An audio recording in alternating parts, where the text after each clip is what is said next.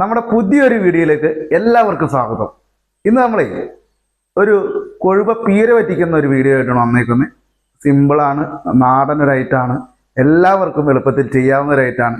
എങ്കിലും അറിയാൻ പാടില്ലാത്ത ചിലവരെങ്കിലും ഉണ്ടാവുമല്ലോ നമുക്കിടയിൽ, അവർക്ക് വേണ്ടിയിട്ടാണ് മെയിനായിട്ട് ഈ വീഡിയോ. അതെങ്ങനെയാണ് ചെയ്യണമെന്ന് നമുക്ക് നോക്കാം. അപ്പോൾ നമുക്ക് വീഡിയോയിലേക്ക് പോകാം. വാ. അപ്പോൾ നമുക്ക് ഒരു അരമുറി തേങ്ങ ഇട്ട് കൊടുക്കാം. ആദ്യം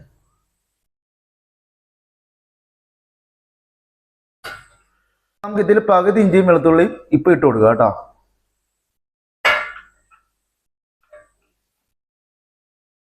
പച്ചമുളക് ഇട്ട് കൊടുക്കുക.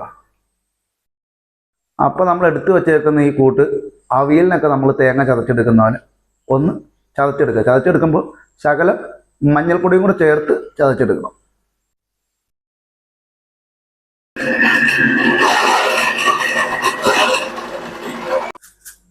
നമ്മൾ ഒന്ന് അടിച്ചെടുത്തിട്ട് കുറച്ച് ജീരകം ഇട്ട് ഒന്നും കൂടെ ഒന്ന് കൃഷി ചെയ്തെടുക്കണ്ടേ.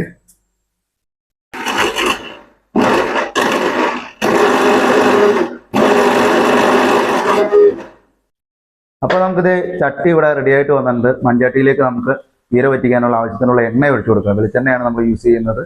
ഇങ്ങനെയുള്ള ഐറ്റംസൊക്കെ വെളിച്ചെണ്ണയിൽ ചെയ്യുമ്പോഴാണ് ആ ഒരു ടേസ്റ്റ് കിട്ടുന്നത്. അപ്പോൾ നമ്മളിവിടെ എണ്ണ ഒഴിച്ചിട്ടുണ്ട്. എണ്ണ ഇനി പതിയെ ഒന്ന് ചൂടായി വരട്ടെ.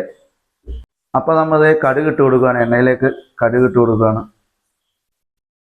ആവശ്യത്തിന് നമ്മൾ കടുക് ഇട്ടിട്ടുണ്ട്. ആ കടുകൊന്ന് പൊട്ടി വരുമ്പോൾ നമുക്ക് എടുത്തു വച്ചിരിക്കുന്ന ചെറിയുള്ളി,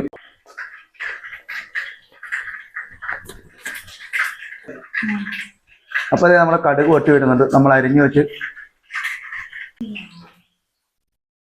അപ്പോൾ അതേ നമ്മൾ ചെറിയുള്ളി ഇട്ടിട്ടുണ്ട്. അപ്പോൾ നമുക്ക് ഇനി അടുത്ത് ഇഞ്ചി ഇട്ട് കൊടുക്കുക. അപ്പോൾ നമ്മൾ എടുത്ത് വെച്ചേക്കുന്ന ഇഞ്ചിയും വെളുത്തുള്ളിയും നമ്മൾ ചേർത്തിട്ടുണ്ട്. അപ്പോൾ നമ്മൾ നേരത്തെ ഒരു പച്ചമുളക് ചേർത്തിട്ടുണ്ട് അരപ്പിൽ. അത് കൂടാണ്ട് നമ്മൾ ഇപ്പോൾ ഒരു പച്ചമുളകും കൂടി ഇട്ട് കൊടുക്കുകയാണ്. അതിൻ്റെ കാരണം എന്താണെന്ന് വെച്ചാൽ നമ്മൾ വേറെ മുളക് പൊടി ഒന്നും എരിവിന് വേണ്ടിയിട്ട് വേറെ ഒന്നും ചേർക്കുന്നില്ല. അപ്പോൾ ആവശ്യമുള്ള എരിവ് കിട്ടാൻ വേണ്ടിയിട്ടാണ് ഇപ്പോൾ ഒരു മുളകും കൂടി ഈ എണ്ണയിൽ വഴറ്റി ചേർക്കുന്നത്. അപ്പോൾ നമ്മളൊരു 2 എതൾ കറിവേപ്പില ഇപ്പം ചേർക്കുവാണ്. അപ്പോൾ നമ്മളൊരു 2 എതൾ കറിവേപ്പില മാത്രം ഇപ്പം ചേർക്കുവാണ്. ബാക്കി നമുക്ക് ആ പീരയൊക്കെ ഇട്ട് കഴിഞ്ഞാൽ അതിൻ്റെ മുകളിൽ ചേർക്കാം. നന്നായിട്ട് ഇളക്കി കൊടുക്കുകയാണ്. അപ്പോൾ നമുക്ക് ഇഞ്ചിയെല്ലാം നല്ലോണം വഴണ്ട് അതിൻ്റെ ആ പച്ചമണമൊക്കെ പോകണം. അല്ലെങ്കിൽ ചെറിയൊരു കയ്പ്പ് നമുക്ക് ഇഞ്ചിയുടെ ഫീൽ ചെയ്യും. അപ്പോൾ അതില്ലാതിരിക്കാൻ വേണ്ടി നല്ലോണം ഇഞ്ചിയൊക്കെ നല്ല വരട്ടിയെടുക്കണം കേട്ടോ.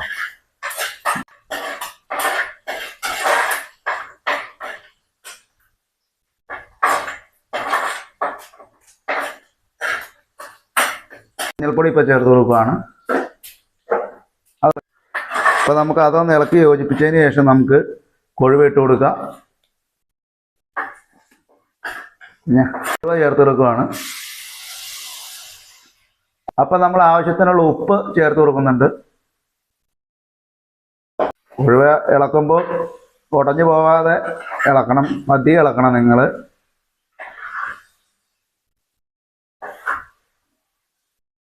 അപ്പോൾ നമ്മൾ 2 ചെറിയ കഷ്ണം കുടമ്പുളി ഇവിടെ വെള്ളത്തിലിട്ട് കുതിർത്തി കഴുകി വെച്ചിട്ടുണ്ട്. അത് പീര വറ്റിക്കുമ്പോൾ എപ്പോഴും നിങ്ങൾ ആ കുടമ്പുളി കീറിയായിട്ട് ഇടാമ്പോളും, എന്നാലാണ് കറക്റ്റായിട്ട് അതിലേക്ക് പിടിക്കുകയുള്ളൂ. അപ്പോൾ നമുക്കൊരു 5-10 മിനിറ്റ് ഒന്ന് മൂടി വെച്ച് വേവിക്കുക. നമുക്കതൊന്ന് തുറന്നു നോക്കാം. ജസ്റ്റ് ഒരു പകുതി വേവായിട്ടുണ്ട്.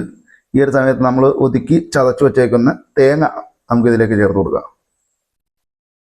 ഇത് ചെയ്യുമ്പോൾ നിങ്ങൾ തീ വളരെ കുറച്ച് വെച്ചിട്ട് വേണം ചെയ്യാനായിട്ട്. കാരണം വെള്ളം നമ്മൾ ഇത് കൊഴുവയിൽ നിന്ന് വന്ന വെള്ളം മാത്രമേ ഉള്ളൂ. ഇനി അന്നേരം വെള്ളം കുറവാണെങ്കിൽ ആവശ്യത്തിന് വെള്ളത്തിൻ്റെ ആ ഒരു പാകം നോക്കിയിട്ട് നമുക്ക് തളിച്ചു കൊടുക്കാം. ഇതിപ്പോൾ നമുക്കിവിടെ വെള്ളത്തിൻ്റെ ആവശ്യമൊന്നുമില്ല. അപ്പോൾ നമുക്ക് ഈ തേങ്ങയുടെ മുകളിലേക്ക് ഒരു 2 എതൾ കറിവേപ്പിലയും കൂടെ ചേർത്ത് കൊടുക്കാം കേട്ടോ. നമ്മൾ നല്ല ഫ്രഷ് വീട്ടിലുണ്ടായ കറിവേപ്പിലയാണ്. അത് നമ്മൾ ഇട്ട് കൊടുത്തിട്ടുണ്ട്. ഇനി ശകലം പച്ച വെളിച്ചെണ്ണ ഇതിൻ്റെ മുകളിൽ ഒഴിക്കണം. ഇതൊന്ന് മൂടി വെക്കാം കേട്ടോ. ഒരു 10 മിനിറ്റ് ചെറുതീയിലിങ്ങനെ ഇരിക്കട്ടെ. നമ്മുടെ കൊഴുവ പീര വറ്റിച്ചത് ഇവിടെ റെഡി ആയിട്ടുണ്ട് ഏകദേശം. അപ്പോൾ നമുക്കതൊന്ന് തുറന്നു നോക്കാം.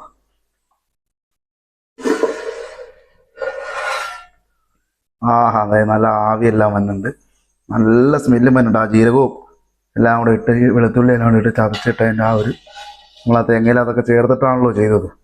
ഇനി നമുക്കിത് ഉടയാത്ത രീതിയിൽ ഒന്ന് ഇളക്കിയെടുക്കണം.